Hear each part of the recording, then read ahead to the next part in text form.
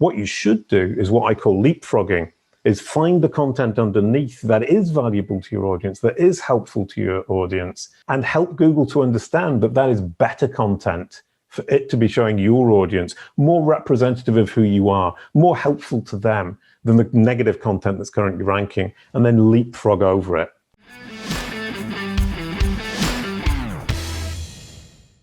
I do things because I believe they're fundamentally interesting, important, or helpful to people, whether those people know it or not. And I think brand SERPs is a great kind of follow-on, but it is saying, hey, this is really important. It's actually really interesting, and you will get an awful lot out of it, even though you've never thought about it before. My job is to educate everybody to say, you don't have to work with me, but think about it. Think about how important that is. Think about how important that business card on Google is for you. I guess one of my last questions would be, what is something that for you is super important aside from the website? So you mentioned you start with your website when you want to protect your brand name or your name on the search engine results page.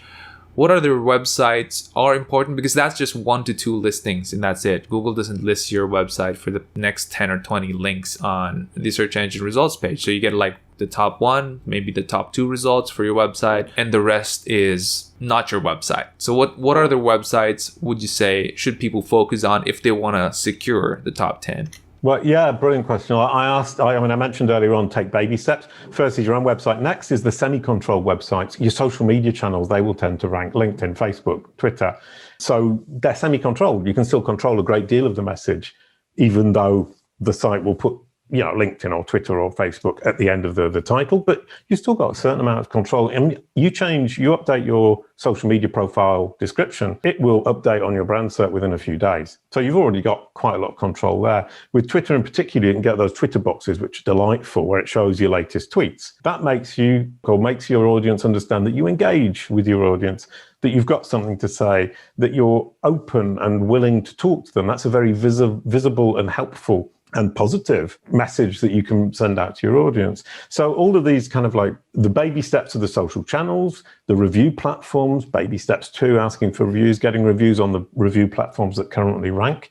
Then you've got Twitter boxes, which involves social media strategy on Twitter. But if Google is showing Twitter boxes, it means that Google can see that your audience is engaging with you on Twitter. And that's a very good sign to you. It's a confirmation that your Twitter strategy is effective. And it's true. People and brands who have Twitter boxes on their brand SERP tend to have very great Twitter strategies that are effective and drive business for them. And then you've got video boxes, which I love personally. If you're investing in video on YouTube, on Facebook, wherever it might be, but the video boxes don't appear on your brand SERP, it means that you're investing badly. It means that your audience aren't engaging with your videos, or they are, but you're not communicating that to Google and it hasn't understood that these videos are valuable to your audience. So your video strategy is out of whack with where it should be. So the brand SERP, as you improve it, you'll see your entire digital strategy will improve, whether you try to do that or not. Very, very good stuff. Now, last question would be, what do you do when you did your best to secure the first page of Google, top 10 results? You got your website, fantastic stuff. You got your social media platforms, edited it as best you could. And here comes a scandal which has your name on it. How do you get rid of that? Because we got people asking me that stuff. Well, not all the time, but there are those difficult questions that come by.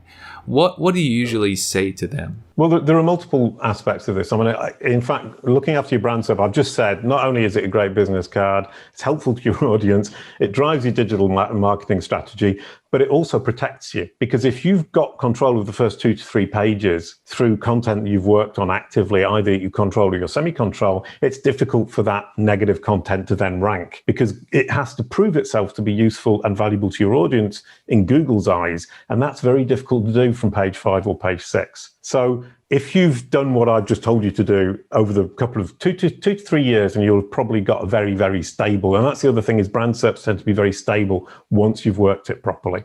You will have a protection against that kind of problem. Then you have the question, once it does happen, I'll tell you what not to do, and that's try to drown it. Traditionally, ORM will say, let's create lots of our articles, and we will create so much content that we will drown it. Now, if you think that through, it doesn't make sense and it simply doesn't work, because what you're doing is creating brand new content that has no value in Google's eyes and expecting Google to put it right in front of your audience, front and center. It won't do that.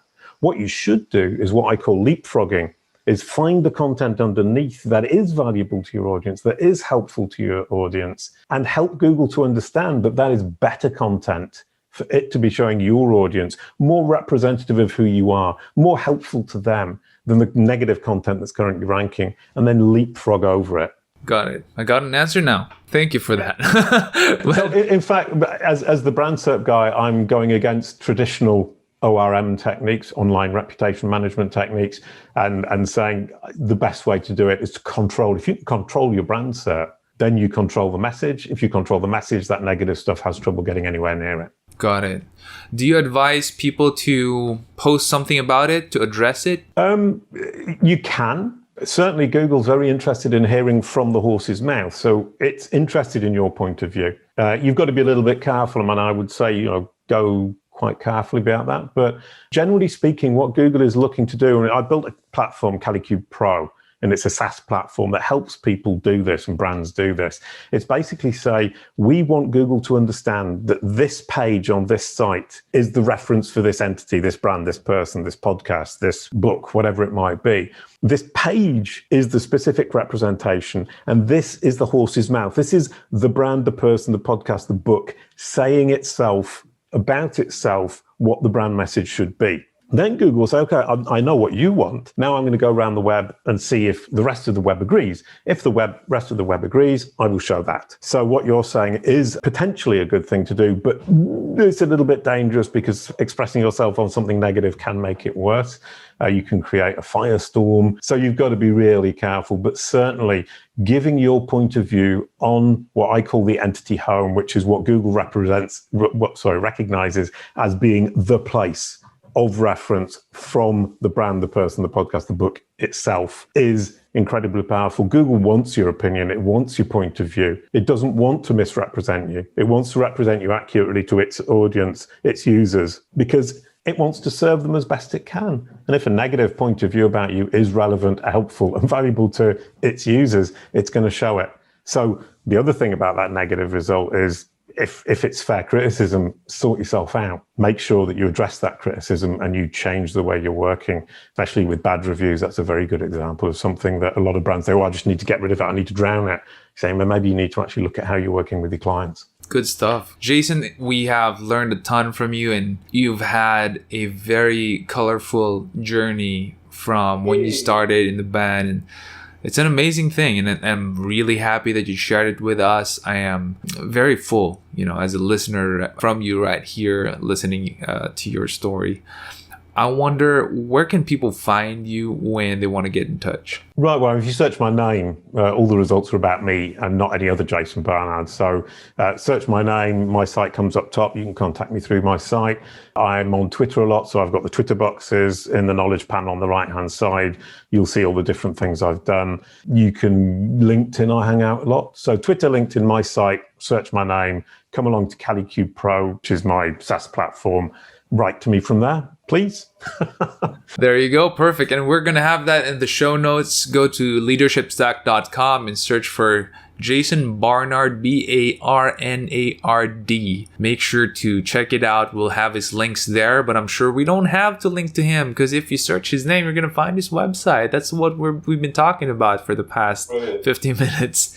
So Jason, been a really, really brilliant pleasure of mine to have you on the show. I learned a lot, and I'm sure that our listeners have learned a lot, and we are better for it. Yeah, thank you very much for having me. I love the questions, and it's delightful to have approached this from a point of view of all the companies I've set up and left behind in capable hands, some of them, and not in capable hands for others. But it's an interesting way of going through that kind of life process and thinking about how I've built teams and how I want to build the current team at CaliCube Pro. So far, as we said, 6 people, and they're all delightful. They're all doing great work. And bottom line, we all get on and we trust each other. That's amazing. Amazing stuff right there. Well, thanks, Jason. And thanks a lot, man. God bless. Bye-bye. Oh, hey, and since you're here, can you do me a favor? can you hit on the subscribe button and hit the bell button and select all notifications so that whenever we have a new video, you're going to be the first one to know. Until then, keep leading. Well, investing in the stock market, let's say it's a psychological game. So people tend to take action based on their emotions. Madami nag-revenge trading, they don't stick to their strategy, and that's exactly how they lose money.